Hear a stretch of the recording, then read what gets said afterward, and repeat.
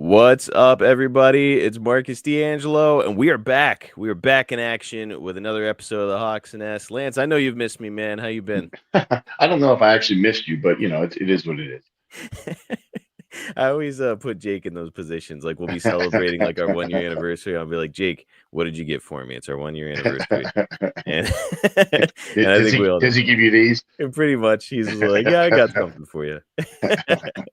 Well, we got something really special for the listeners here tonight because I was texting you and I was like, Uh, hey, so what do we want to talk about here? yeah, And you came up with a subject that has never been discussed on any podcast I've ever done. I've never heard it discussed on any other podcast. This is going to be a good one.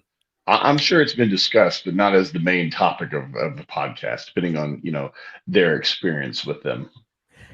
You know, it's funny. I reached out to like the research guy because I'm like, Mhm. hey, so we're talking about Japanese sponsors Right. in Japan whenever the Yep. guys would go over. Yep. And he was like, how the fuck do I research that? And I'm like, I don't think you do. Like, just give me like some questions and we're gonna shoot from the hip today, baby. But man, I'm excited because this feels like semi uncharted territory. And if you're ready, brother, Well, we for can jump. you, Well, yeah, me and probably 90% of the listeners, I would guess. But this is true. yeah, dude, I can't wait, and we can get rolling. So I guess first thing is first, Lance. What's up? First time you get over to Japan, your first Uh-huh. tour over there, are you finding people right then and there? Or how does this whole process work? Well, we have to give a little bit of an explanation, and even what did you ask me and what you thought they were? I was like, okay, sponsor. I can't remember what I said. I was like, is that just like the people whose houses you crash at whenever Yeah, you're yeah, yeah. staying there? I think that's what you said, something to that degree. So I guess there should be some explanation before you start asking questions as to what a Japanese sponsor is, because True. I think Americans, if they have no experience with it, or wrestlers, if they have no experience with it and they've never been to Japan, and you say sponsor, you start thinking of somebody who's providing goods, or whether if it's TV, a sponsor is like somebody who puts their logo on your ring so it's seen by how many ever people are watching your program, or if you've got something on YouTube or whatever the case may be. A sponsor is somebody who's paying basically for a commercial. And I think when you start saying sponsor, you probably make a lot of people think that. And the thing is in Japan, when we talk about the sponsors as pro wrestlers, we're not talking about anybody that pays for our goods, and some of them have. Like, I have a he became a good friend of mine, and I call him a sponsor because he sponsored KES back in the day. He sponsored Monster Sauce when we were over there and things like that. And he provided goods, and it was a trade in services. He provided them, we made money off them. But when I'm talking about sponsors, and anybody that's been in Japan, especially for any extended period of time, these are basically just super fans that have a lot of money for different reasons, but they have a lot of money, and they just want to hang out with you.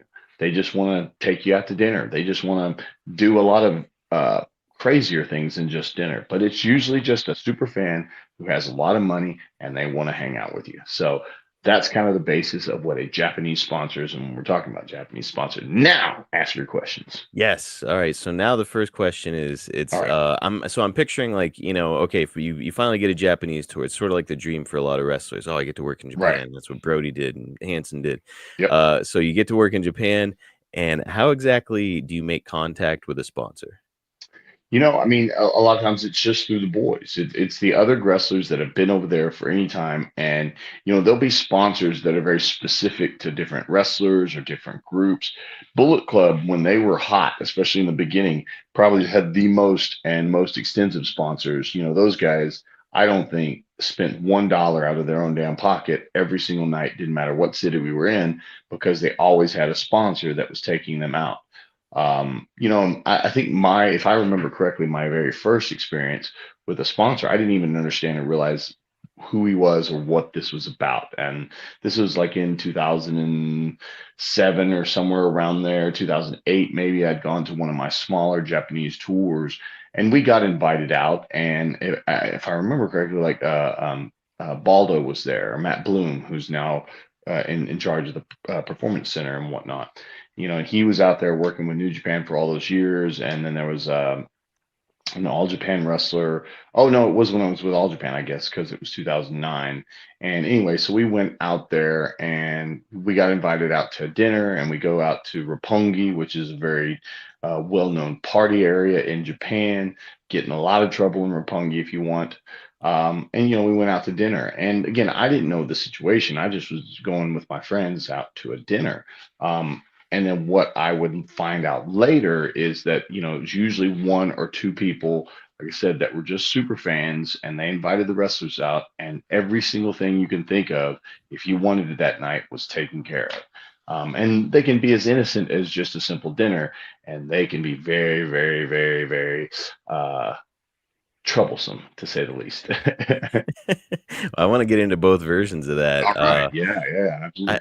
I guess like before we get to into the nitty gritty of it, like what about the language barrier? Like these people are obviously fans, but they don't speak Right. the same language. How does that go? Yeah, I think that's one of the great things, and maybe I've discussed that on here before, is I think you can go out with people that you don't speak the same language with, and you can have a good dinner, you can have a few drinks, you can have a good time, and just laugh, and you really don't have to be able to talk to each other. But again, a lot of times the people that were inviting you out were the other wrestlers, people you become friends with, and a lot of times it was the wrestlers who did speak some form of English, and a lot of times they would always have one of the other wrestlers that could speak English. So if there was a need for direct communication, they could ask a question to the wrestler friend, and then they could translate to you, and vice versa, you back to them. And a lot of times those conversations were very short and very sweet, and they weren't, it was a lot of thank yous and a lot of like, no, I'm full, whatever. So a lot of times it's not going to be in full conversations, because you do have a lot of the Japanese wrestlers there, that those are the people who are having the full conversations with your sponsor. You as a gaijin are just getting to experience Japan and its culture and its food, and the debauchery that can happen when one too many drinks get involved. So yeah, it's not a lot of communication, because a lot of times you just can't talk to them. One of my funnier stories that I can tell you, from my end, because a lot of mine were pretty innocent, but I've heard some crazy ones. I've been around a few crazy situations and stories, but one of them that's just kind of talk to that point of communication and lack of thereof. So one night it was a very small group. It was like me and I want to say Kinemaru was there, or maybe Desperado. I'm not sure, but it was just two or three of us, and we're with the sponsor, and the sponsor brought his friend, and the sponsor didn't speak any English, so there was no real communication. Some, again, very short, quick communication situations. And for me, I was always just a very chilled guy. I just wanted to enjoy some good food, and maybe have a whiskey coke or something like that. Anyway, we're just sitting there. When we got there, everything was cool. Everything was very, happy and smiley, and, nice to meet yous and whatnot, and shaking hands and bowing and whatnot. And we get into the restaurant, and we're sitting there, we're eating. And as the dinner goes on, I'm sitting there, and I'm kind of noticing that this guy's, he looks bummed. He looks sad. I don't, and I'm like, why is this guy sad? I mean, did he get a phone call or something that just bummed him the hell out? And I'm just like, all right, so I don't know what's going on. I'm just kind of eating, and it's just kind of getting a little awkward. And so finally, I leaned over to whoever was with me, and I was like, hey, is he okay? He's basically was asking, is he okay? Is there something wrong? Is he sad? And he's like, I think okay, but then he starts asking the sponsor's friend that was with him. So what it ultimately came out to be was that so I think this was before the Murder Hawk Monster name existed, but I was still the American Psycho Lance Archer. And this guy had an envisionment of the American Psycho. He saw what I did in the ring and how I came out through the crowd and spit the water at people and scared babies and stuff like that. And so, the old school wrestlers, the Stan Hansens, the Bruiser Brodies, the guys that you were talking about earlier that did a lot of time in Japan, this is before social media, so those guys could go nuts. They could do things that you just cannot do in this day and age of professional wrestling, because everybody gets quickly upset and quickly offended, even in Japan. And everything's on social media, so immediately it's out there. So if you do something stupid, immediately people know about it. Well, back in the Stan Hansen and Bruiser Brody days, that didn't exist. So there was a lot of like Once they got away from the people and the buildings, everything was just kind of in that moment. Well, those guys used to just, they would pound beers and they would drink till they couldn't freaking stand anymore. And they would smack the shit out of people and they would beat up people. If anybody approached them and said something stupid, those guys would just haul off and knock them out. And it was something that they could get away with. And it was almost expected of them because there were these big, scary foreigners. And that's what Gaijin means. It means foreigner. So Mhm. anyway, back to my story. So the guy's sad. He's kind of down. I'm like, what's going on? My guy asked his guy, and ultimately he comes back and he's sad because he was expecting Stan Hansen, Bridger Brody. He wanted me just to be pounding beers and yelling at people and go, give me more, and just grabbing handfuls of food and stuff it in my face, just full caveman, smacking the shit out of people and just being as gaijin rude as you could possibly be. And when especially because it's a Japanese culture, I was always pretty respectful of the people, and their culture, and I didn't want to be seen as this weird foreigner, this bad American that just was completely rude and whatnot. But that's what he wanted.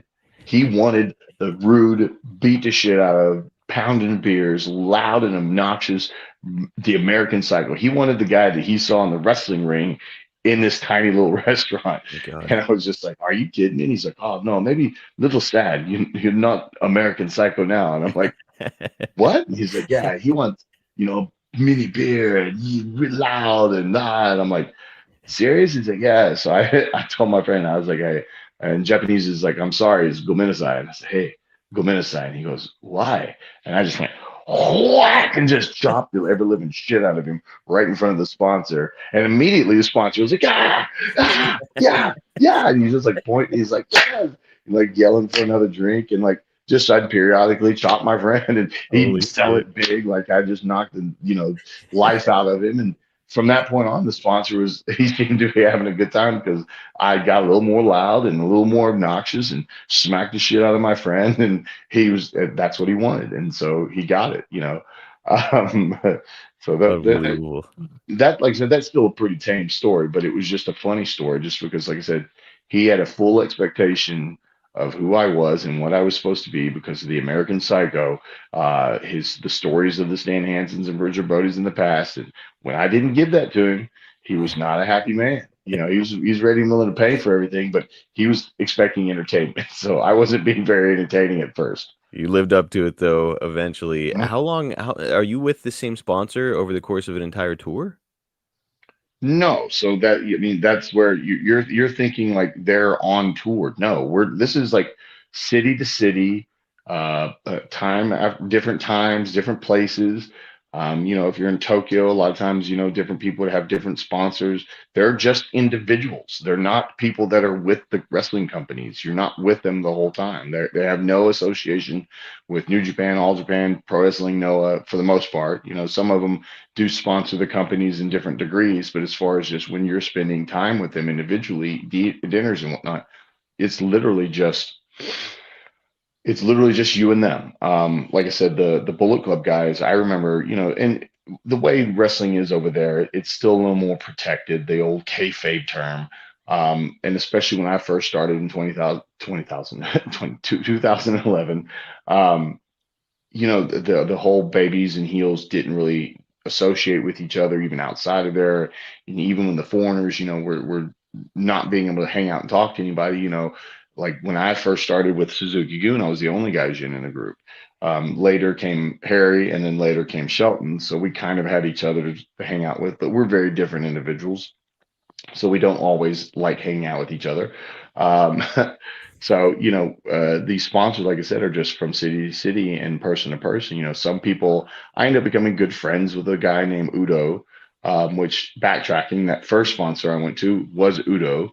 Udo-san, like he was a sponsor. He used to take out a bunch of guys and it got smaller and smaller, but for whatever reason, he liked me. And so we kind of became friends. And so like anytime I was in Tokyo, I'd message him or he'd message me and we'd always go hang out and eat. It'd usually just be him and one of his girlfriends and myself. And Like I would always try to invite like Shelton or Harry, and Harry usually had his sponsors and people he liked to go hang out with. And, Shelton at first wasn't real big on going out with the sponsors because he's not a drinker. And he thought you had to drink when you went out with these guys, and you don't have to. I mean, it helps ease the tension if you do have a drink or two, or if you are a drinker. There's other guys that would drink these sponsors dry if they could. So anyway, Udo, this is another fun story. So Udo became a kind of a good friend, and Shelton started going with me with Udo. So it'd always just be like Udo and one of his girlfriends or two of his girlfriends, whatever it was. Myself and Shelton, and we'd go hang out. We'd go eat a great dinner, and it was always nice, really expensive food because Udo would want to show off that. And anyway, so like he'd always be like, "Hey, you guys want to go to Okinawa?" And Okinawa is a good 4 hour flight, from Tokyo. It's like 4 or 5 hour flight from Tokyo because it's a southern island that's disconnected from the main island of Japan. So you actually have to fly there or take boats. Boats are not very quick on that. So anyway, we'd always say, we can't go because the tours were all so packed together. And we were working with Pro Wrestling Noah at the time. And I remember we had I think we had 2 full days off, and then we had a show in Tokyo. So in a sense, we had 2 full days off, and then by the time we'd have to get to the show that was in Tokyo, we didn't have to leave till like 3 or 4 o'clock in the afternoon. So we had 2 full days and most of a third day kind of off. Anyway, so we told him about this. He's like, "All right, we're gonna go to Okinawa," and we're like, "We have 2 days." He's like, "It's okay." His English isn't good either. Like it was very limited English, but he was always really cool.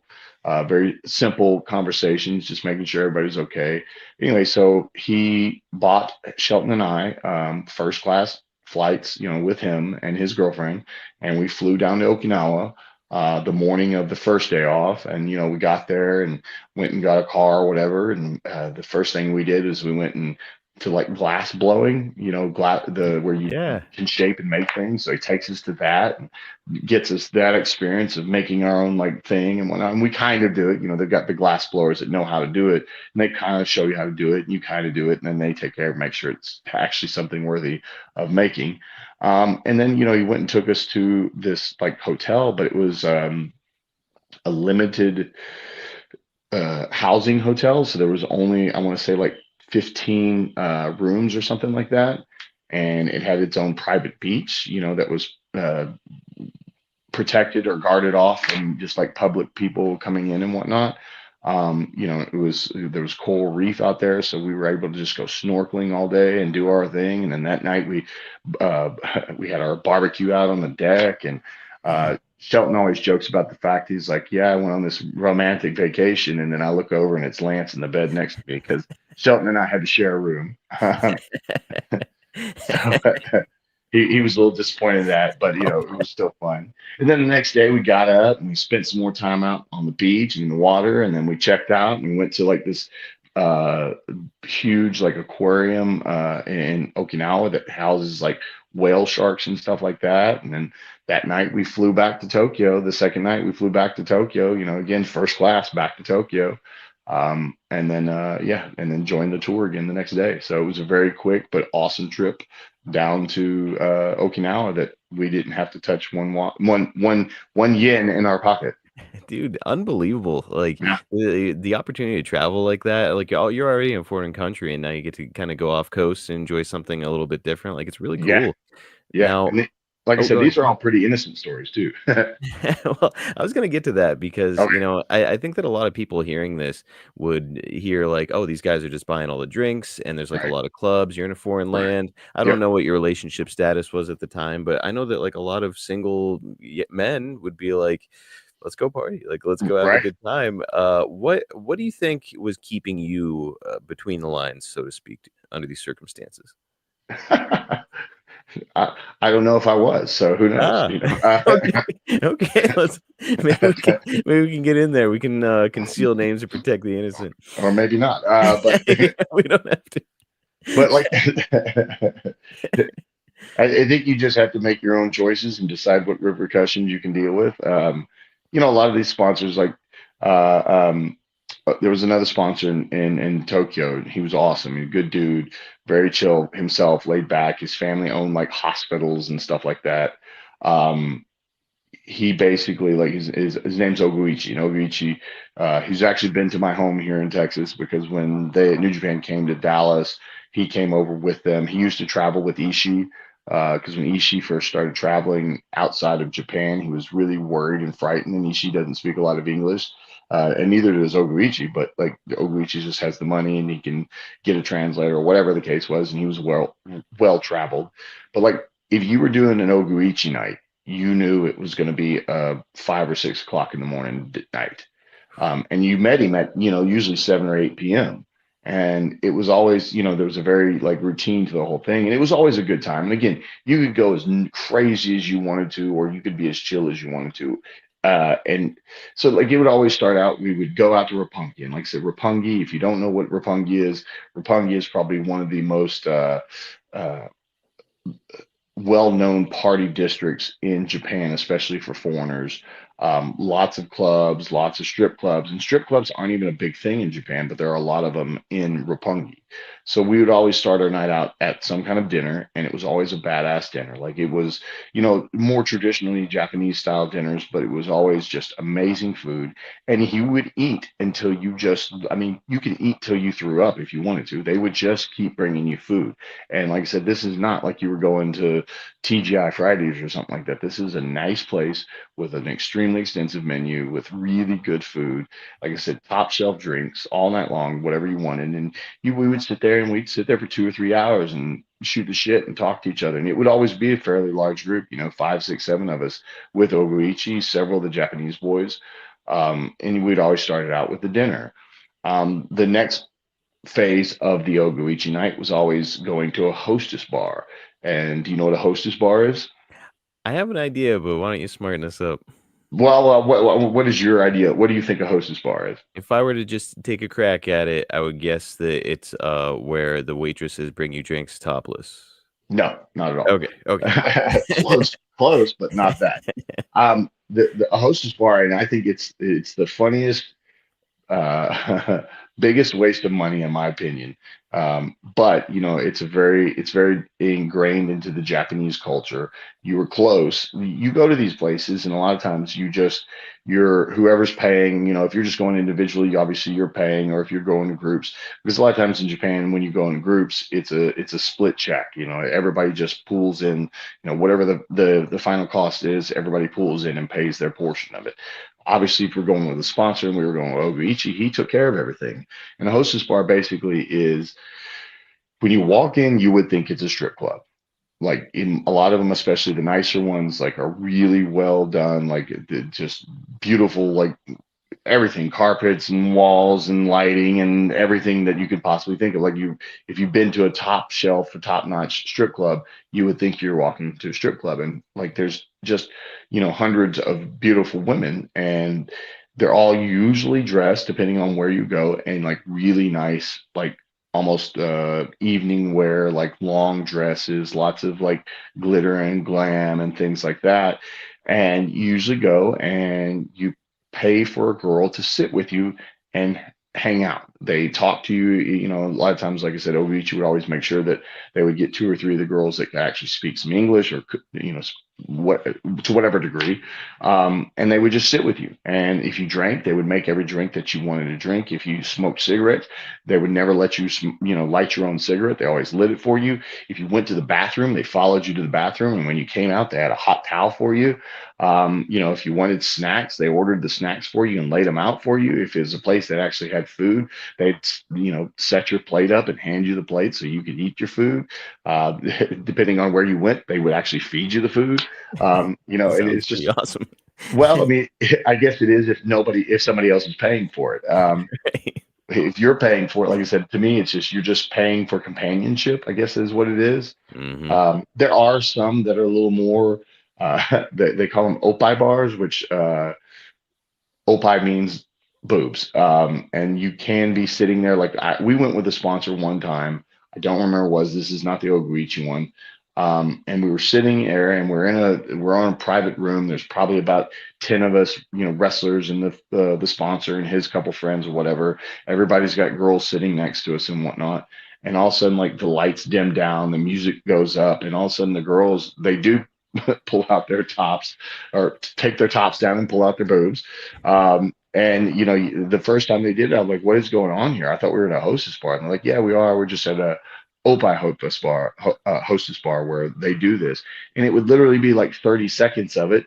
And then, the lights would come back up and the sound music would go back down and the girls would put back their tops on and just sit next to you. And you weren't doing anything. You weren't paying for like a lap dance. It was just a very quick, weird experience. And those are different ones. Most of the hostess bars that we always went to were the very simple ones, like I said, where they just made your drinks and handed you your snacks and handed you a hot towel when you came out of the bathroom or whatever the case was. And they literally would just hang out with you. And then like when you were leaving the bar, they all go up to the front door and tell you goodbye and stuff. So like you're paying for their time, and you would think it's a strip club, but it's not. So the Ovichi night always started with dinner. Then we next was the hostess bar. If you're still with us at that point, then it was some kind of a strip club, and there was like two different levels of strip clubs that we would go to. The first level was usually a pretty nice one, like it would look like one of the hostess bars, but it would be, the women would be better looking, and then the atmosphere would be more classy and things like that. And then if you continue to be with Ogoichi, you usually ended up at one of the not so nice places, strip clubs. And it just kind of deteriorated, each step. And then but by the end of the night, it was like a karaoke moment.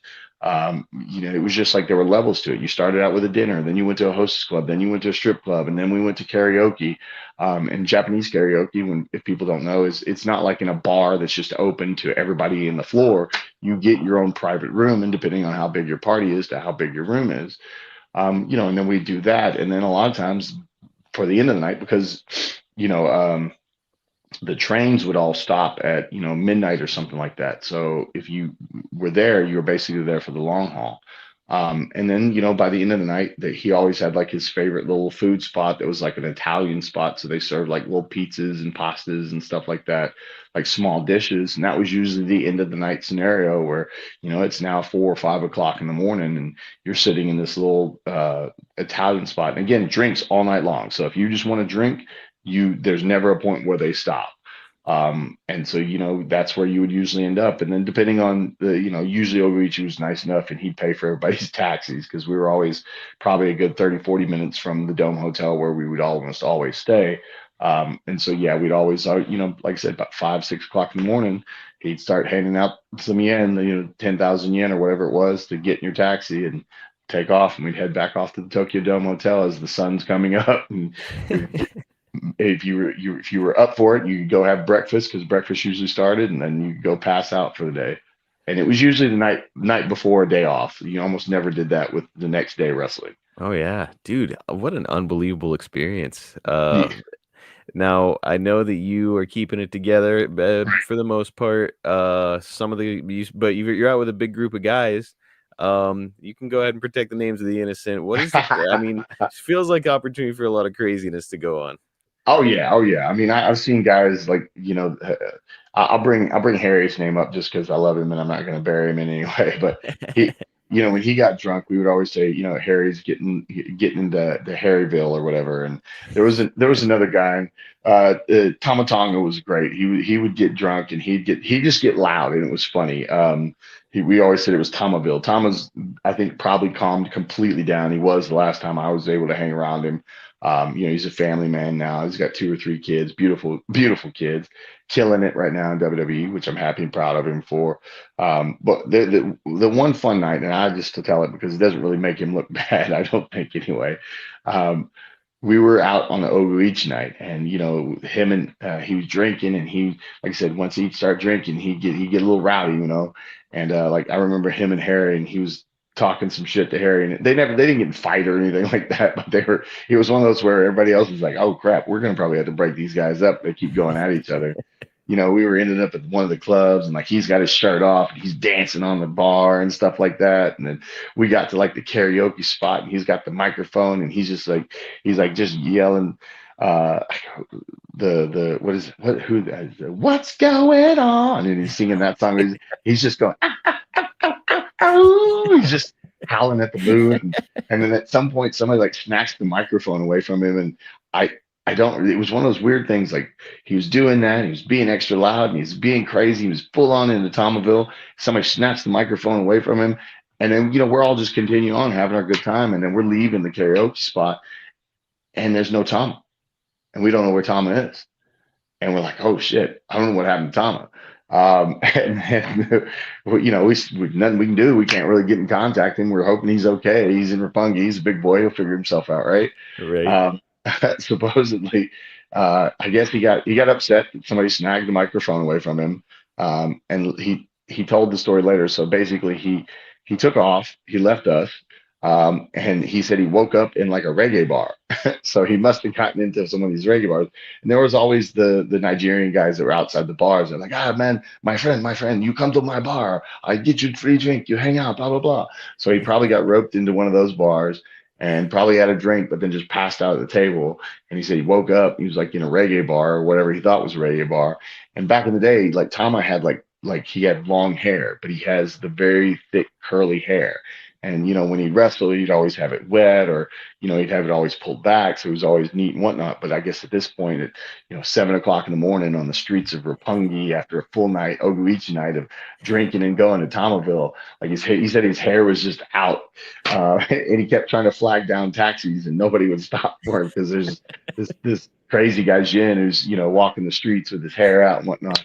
Like I said, this is young and innocent days, and like I said, nothing bad happened. He didn't do anything bad. He just got upset, left, and ended up. I guess he got a taxi, and he was staying at the dojo at the time. And he got to the dojo, and I think we had another one of our guys that was with us who was staying at the dojo, and he didn't know how to get in the dojo, so he didn't know where the key was, and so he was sleeping outside when Tama got back. And like he was like, here's the keys here, and they both, got inside the dojo and went and passed out, and everybody was fine. But just like I said, we didn't find that out till later. God, man, what an unbelievable night! And again, Right. like I'm trying to picture myself under these circumstances. It's like, boy, it would really be hard to like, oh, free drinks, oh, okay, oh, girls over here, okay, free food. Yeah. Wow, it's like between trying to keep your diet together, so Oh no, diet went completely out the window in those moments. And the drinking part, like, see, I was never a big drinker. Like, I actually, Oguichi, I guess, had told somebody one time because they were asking, who's the craziest with him, and said one of the guys' names, and they were like, well, who do you think's the smartest that would go out with you? And I guess my name got brought up because I always drank. I didn't want to make them feel uncomfortable, like I wasn't out there to have a good time with them, but I just never would drink to the point where I was getting drunk and crazy. Like I would have my drinks and I would sip on my drinks, and while everybody else is just pounding stuff and drinking, 2, 3 drinks, I'm still on my one drink while everybody else was through their 3 or 4 drinks. And I did that all night long. So through a stretch of 8 hours or whatever it was that we were out, I'd probably had 6 drinks in the whole time. You spread that out, add food. I never really got crazy drunk. I would just get a little buzz. But there was one night, so I don't remember what year it was, but we were doing the New Japan Cup, and the New Japan Cup was finishing at Korakuen Hall in Tokyo. And we always stayed at the Tokyo Dome Hotel back then. And so, like, Korakuen Hall is next to the Tokyo Dome Hotel, and there's plenty of places to go eat and whatnot. And so the sponsor we were getting invited with, and that was another thing for me as far as drinking was concerned. Like, I didn't want to have to get on a bus, or I didn't want to have to get on a train. I didn't want to have to get on a taxi and just be like, just so messed up that I'm wanting to puke and throw up and whatnot. So that was another reason I never really wanted to drink. And it's just my whole life I've kind of been that way. But this was one of those nights. Again, we were near the Tokyo Dome Hotel, and we go to this restaurant. And we're all sitting there eating, and I'm having my couple whiskey highs, or Coke highs as they would call them. And Harry's had a couple beers at this point, and we're having good food. And I guess Harry popped out that he liked Otsukan, and Otsukan is the hot sake.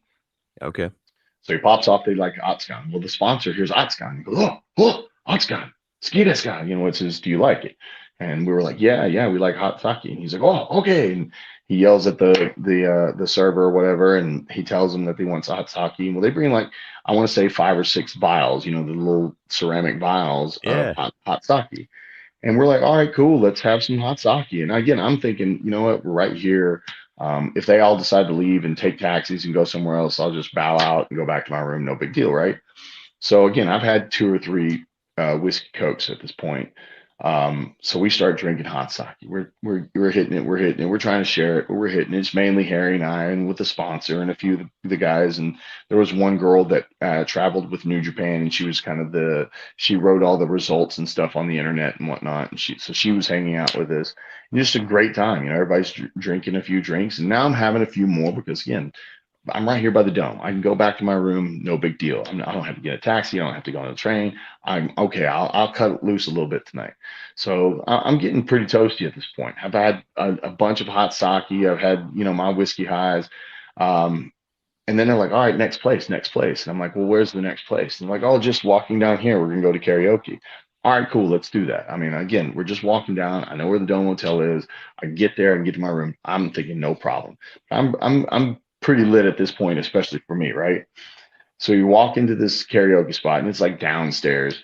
We get down there and I guess it's last call. And 15 vials of the hot sake show up at the table. Oh boy. Plus everybody, I think they got me a whiskey coke too, and Harry a beer, and everybody else that's doing stuff. And a few of the guys had bailed out after the dinner. So we're sitting there, and again, it's kind of rude to leave anything on the table that the sponsor that buys you. So we're trying to get this hot, and we're trying to pass it around. And some people are getting in with us. Some people are just, they're not having it. The little girl that came with us, she was in the bathroom puking. We somehow successfully got all 15 vials of hot sake down and done. Holy shit. At this point, I'm gone. I'm done. But Harry and I, so the night finishes, we've got to walk back, and there's a big bridge on one side by the Dome Hotel and over there by Cork and Hall in that area. So we're walking, and Harry and I are literally like arm in arm, and we're just weaving back and forth, the snake walk, if you want to call it that. And we're just holding on to each other, and we're going up this bridge, which was very difficult, and down this bridge, which amazingly we didn't fall. We amazingly get back in the Dome Hotel, and I go into my room and pass out. The next day, I remember I tried to get out of my room 3 different times. First time I got up, I think I went and tried to have some breakfast, and it was bad. It wasn't good. So I had a little bit of breakfast. I went back to my room. I laid back down. I got up probably about, I don't know, noon, 1 o'clock, something like that. And now I'm like, I've got to get out of here. I need to go to the gym. I need to sweat some of this out. I take pre-workout and everything.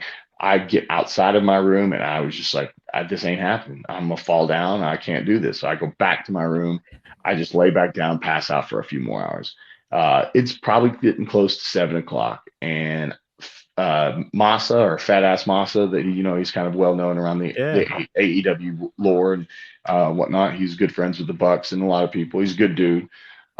He's taking Harry and I out to dinner that night. So it's like 7 o'clock. We're meeting with him. I'm like, I'm getting out of here. I'm getting dressed. I'm going to go down there. So I get down there, and I'm still kind of like, I'm like, man, this has been a rough one. Like, I probably should have puked, and it probably would have helped, but I didn't. And then I get down there, Moss is down there, and finally Harry comes down there. And I'm like, oh God, Harry, that was dumb. That was the worst night of my life. I can't believe I did that. So hungover. And he's like, yeah, me too. And I was like, man, I didn't leave my room today. I tried 2, 3 different times, and all the times got outside the door and had to go back in. He's like, oh yeah, me too. And I was like, did you do anything? He goes, oh yeah, I got up at like 9 o'clock this morning and went and trained with the original Tiger Mask and kickbox training. And I was like, what? And he goes, yeah. I go, you left the hotel and went and did kickboxing training with the original Tiger Mask, Sayama-san. And he's like, yeah. I was like, you're fucking insane. And he goes, oh man, it was so bad. He's like, I was sweating sake. And I was like, well, that was probably good of you, but that's insane, bro. You're a dang machine. He's like, yeah. I couldn't disrespect Tiger Mask. I was like, okay, I guess not. And we went to dinner, and like Masa was like, you want drink? And I was like, oh, hell no.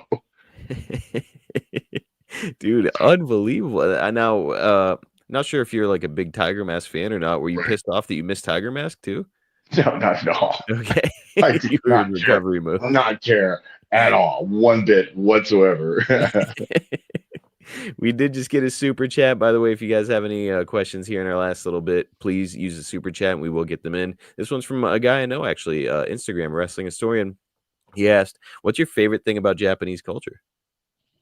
That's a favorite thing. There's so much about the Japanese culture that I actually enjoy. I mean, I just enjoy the basic respect that they have. Like if you give even an ounce of respect, like just learning a little bit of it, just being able to say thank you and you're welcome, and please and stuff like that. Just like the very basic respectful words that you can use if you use them, and especially in any kind of proper sense, they're going to show you a thousandfold over respect back to you. You know, I mean, I've been uh, back in the day, like now it's so easy, like with your phone, you know, your iPhones and whatnot, you can put where your destination in your maps in your iPhone, and it'll tell you every single train, like how far you need to walk to get to the first station, what, you know, train line to get on, how many stops you go to, you get off, where to go once you get off and change trains. Like it tells you everything. But when I first started going back over there or going over there back in like 2009, 2007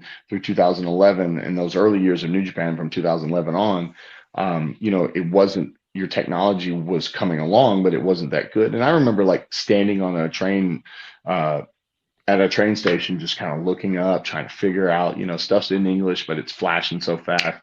And there'd be people that would get off the trains and ask me if I was okay and where I needed to go. And I'd say, oh, you know, this station. And they'd go, oh, yeah, upstairs, green line, right side, four stop. And then you're there. And I'm like, oh, thank you. You know, and then they would get on their next train and keep going on to their destination. So just the people in general are just amazing people. And like I said, if you just show an ounce of respect, you'll get tenfold back.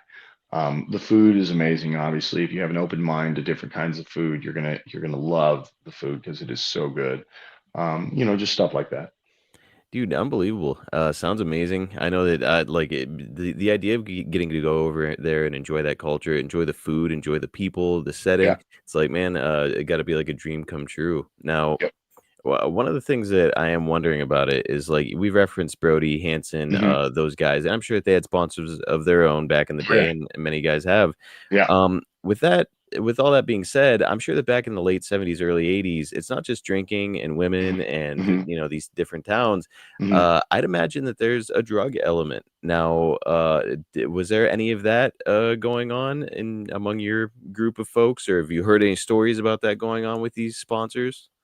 No, and that I think that's kind of a more of a, you know, I mean, if there was, I didn't see it. And the Mm, thing is, over there, drugs are not tolerated like they are here. You know, one of the wrestlers, Matt Seidel, who famously, unfortunately, got caught with, you know, it's a very public story, so I'm not like outing anybody here. no. But he got caught with like the oil for vaping, and it was THC, and he spent a decent amount of time in prison over there until he got let go. And then I don't know, like they'll sometimes give you a 10-year ban or a lifetime ban. I don't know what his situation is with that.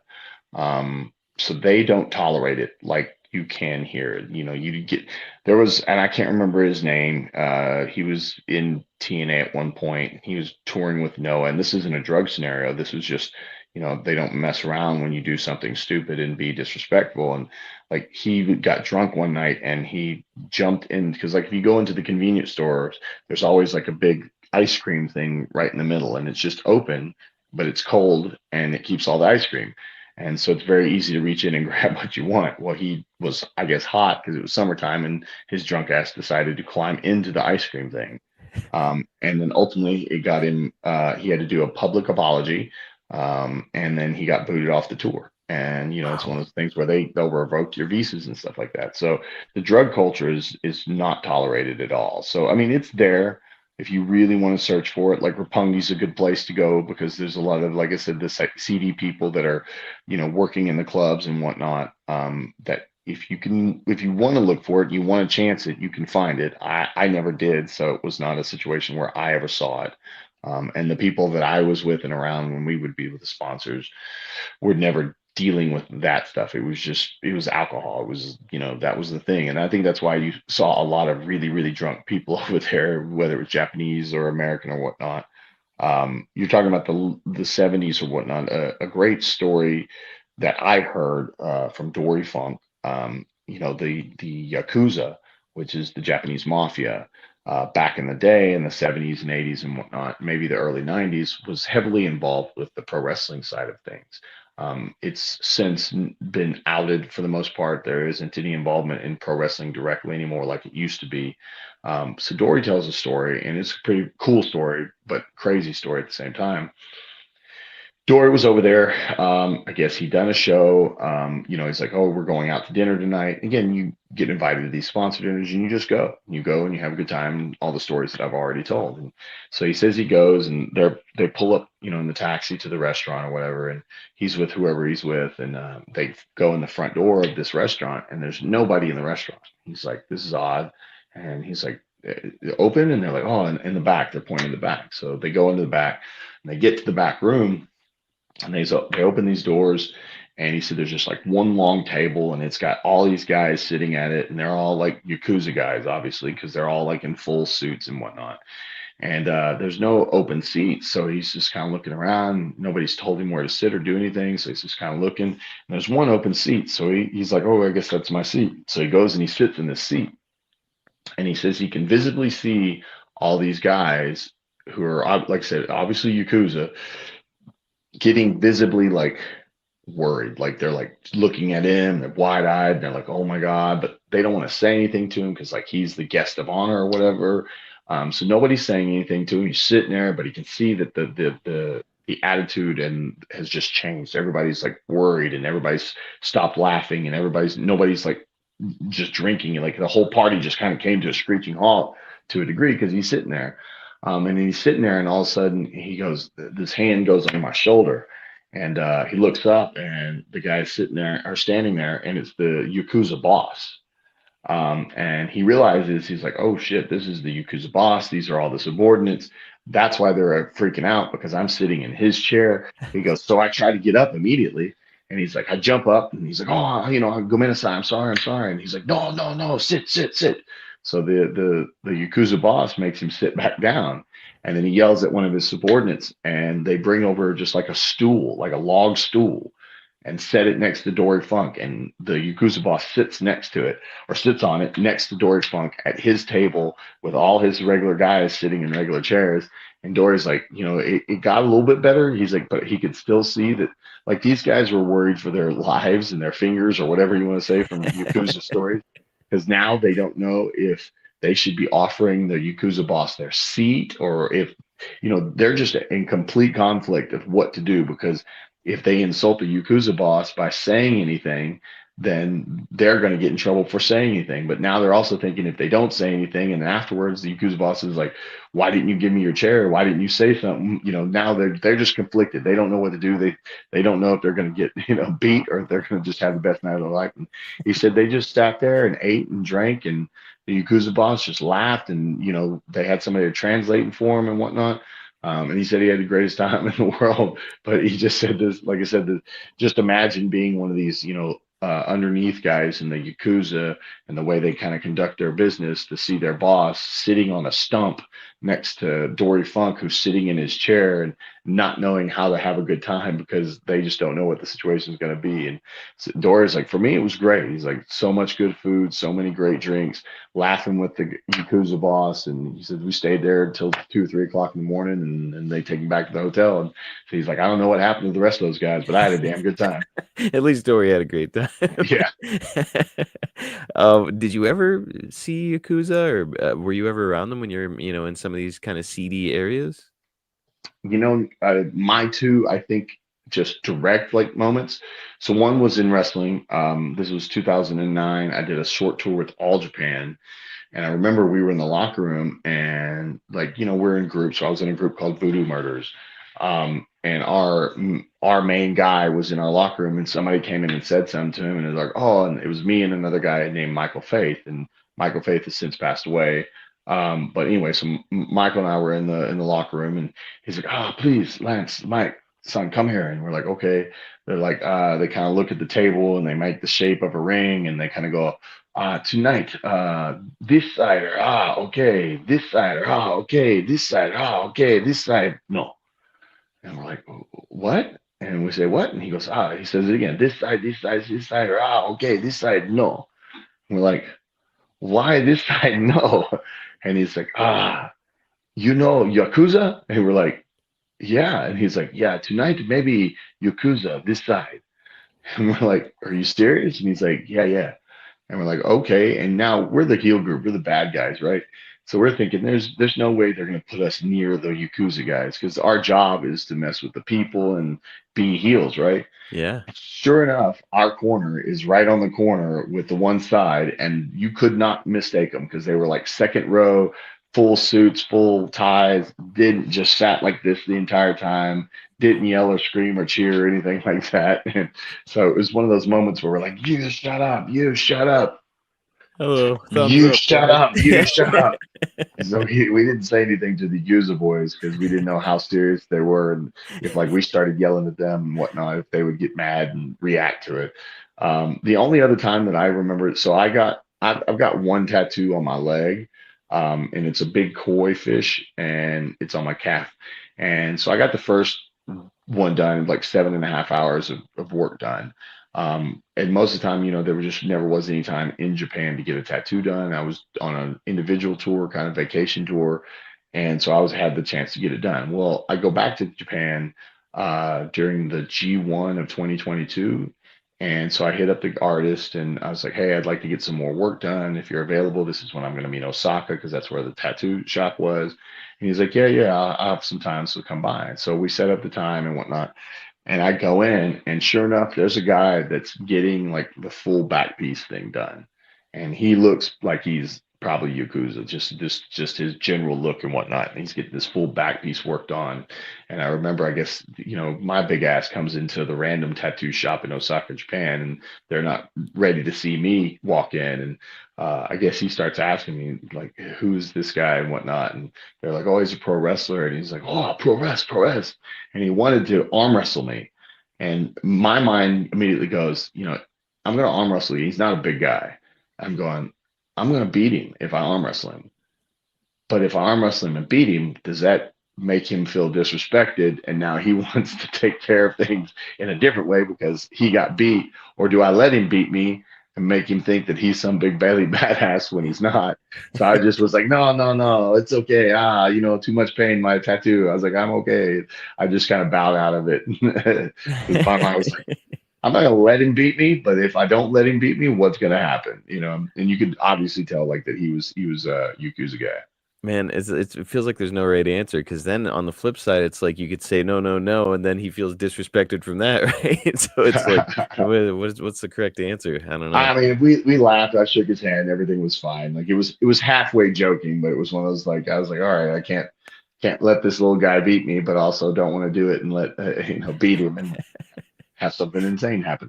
So yeah, not that it would have. Who knows? Maybe it would have been a friendly. Like he'd have just been like, "Oh, Segura is so big and strong," and he probably would have had a good time, and it would have just been a good story from him. But he probably couldn't go back to his guys and tell them that he got beat by this guy. And who knows? I don't know. I just, like I said, I got out of it and didn't actually arm wrestle the dude. You did it the smart way. Maybe that's what I like.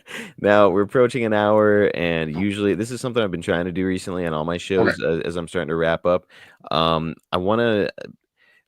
I always wonder if I've asked all the right questions. So I'm gonna pitch it to you, Lance. What did we miss in this episode? What's one story that you wanted to tell that I did not prompt you for? I can't really think of any. Like I said, there's just been the whole thing about the sponsored culture in Japanese wrestling is it's a privilege because when you're a wrestler out there, you're in a foreign land. Depending on what kind of guy you are, whether you like to spend time by yourself or you like to party, you can find those sponsors and they're going to take care of you. I mentioned earlier how the Bullet Club, like those guys, especially in the heyday of it, the Carl Andersons and the Luke Gallows and all those guys, Tomatongas and all of them, because they were all in the Bullet Club, they didn't spend a night where they had to spend a dollar. Because every single night they had different sponsors and the different degrees of them and whatnot. And a couple times I got to hang out with those guys because we tried to kayfabe the scenario and stuff and whatnot. But it was always a good time. Like I said, you were with your friends, you were with your boys. Those are the experiences you'll remember for the rest of your life. like I said, and not having to worry about anything like money wise, paying for food, finding food, because sometimes that was always a stretch depending on what little city you went in. Because the bigger cities, it's not that hard to find, and there's always something fast food, beef bowl, something like that nearby. There's a lot of English and whatnot. But you get outside of Tokyo and some of these smaller, more rural towns, and then you end up not being with somebody that that can help you and guide you and things like that. You don't realize how small the world is or how big the world is sometimes. And you get into some of these places, and it's an interesting experience. I'll tell this one last quick story, and it was one of those just truly innocent situations. So we were out with a sponsor, and it was a Suzuki Gun sponsor, and we get to the karaoke spot, and he's invited a couple of the hostess girls to come with us. Then they've left their club, but they're still being paid to do the exact same thing, where they're sitting with you, drinks, cigarettes, bathroom, hand you the towel, all that stuff. And it's like me, Shelton, and Harry, and me and Shelton sitting there. And I remember this very vividly. Like, the girls, this is one of those things where you don't realize how sheltered places in the world can be, and how culturally mixed the USA truly is, until you get into one of these moments. And so anyway, we're sitting there, and I remember the girls, we're all having a good time. We're laughing, talking Michinoku's, telling the girls things about Shelton that's making them giggle and whatnot. But at one point, like, one of the girls is like looking at his hand, and she's looking at the top of his hand, she's looking at the bottom of his hand, she's looking at the top of his hand, she's looking at the palm of his hand. And the thing is, his skin was darker on the top and lighter on his palms. Mm-hmm. And, she's doing that, and she calls one of her friends over, and they're doing the same thing, and they're feeling him, they're touching him, and they're looking and looking. And I'm like, I think we finally asked Taka or somebody, we're like, hey, what's going on? What's the deal with these girls? And again, a very innocent moment. And so the reality was, the girls had never been around a black man in their life. Never. Never. They, like I said, they've obviously seen TVs and movies and things like that, but this is very small town Japan. And like I said, Shelton's a very open-minded man, and he's experienced situations with children like this before. And he wasn't upset or offended, because it wasn't an offensive situation. And it was just, they would literally, this is their first time ever in their lifetime, and they're probably in their early to mid 20s, had ever been around somebody who wasn't Japanese or a white man. It was their first black man to ever be around. And like I said, very simple and innocent situation. It was just kind of one of those moments where you realize, like I said, how culturally mixed the United States is, and how small the world can be in different places. Man, so cool, and such great stories that honestly, it's like, I've never even thought to ask any of the guys that I know who've gone to Japan a question Mhm. about like sponsors or like these cultural differences, stuff like Right. that. So it's giving me ideas for some of the other podcasts that I do. And like, man, what an unbelievably cool episode! I really enjoyed this, man. Such a unique topic that yeah, again, I just don't think it's explored enough on podcasts. So thank you for coming up with the idea. I think this was a really fun one. Yeah, absolutely. I wish I had more insane stories to tell you, and I'm sure there's other guys, if they were willing to open up about it, if they're not going to save them for their books, would tell you about them. I didn't have as many insane, crazy experiences as some people had, but I had some of the best experiences in my life. Dude, good on you, for real. It's I again try to picture myself in that setting, and I know I would have been a fucking maniac, especially if I was in my 20s. So good for you. What do you think it is, man? Is it because you worked in clubs? You're just not enamored by the scene so much? Maybe. I mean, I worked in the clubs. I never, even in all my years that I worked in nightclubs, I never went, balls to the wall crazy on anything. I was always pretty even keeled when I was in the clubs, whether it was a regular nightclub or a strip club or whatever that I was working at the time. So yeah, I've just never been that guy. I can be around it without being, completely indulged in it, I guess is the best way to say it. Now, last question, then we will wrap this one up. You Cool. mentioned that one night with all that sake and the Hmm. miserable day that followed.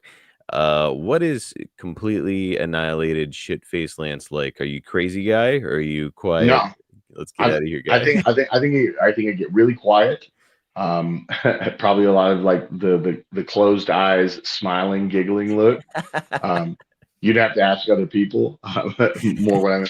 but I've never been one of those guys, like even when I decided to cut loose, I never got in any trouble. I never got in any fights. I didn't break anything. I didn't do anything dumb. I didn't, you know, I was always pretty responsible, even when I would get pretty messed up. Like for that night, because I knew I was near the Tokyo Dome, I didn't have to get in a taxi. I didn't have to get on a train. I was like, all right, I'll cut loose. And I did, and wobbled my way back to the damn room and regretted every moment of it. Now, damn it, I have to do one more follow up, and then I promise I'll let you go. Okay. No, you're good. So you're not a huge drinker, obviously, and this was like a one night deal for you because you were, circumstances. Right. Since then, is that the last time that you've ever been that drunk? That I can think of, yeah. Man, all right. And that was probably 2014 or so. Holy shit! So 10 years. Yeah, I mean, I've had drinks, but I've just not been like that insanely drunk.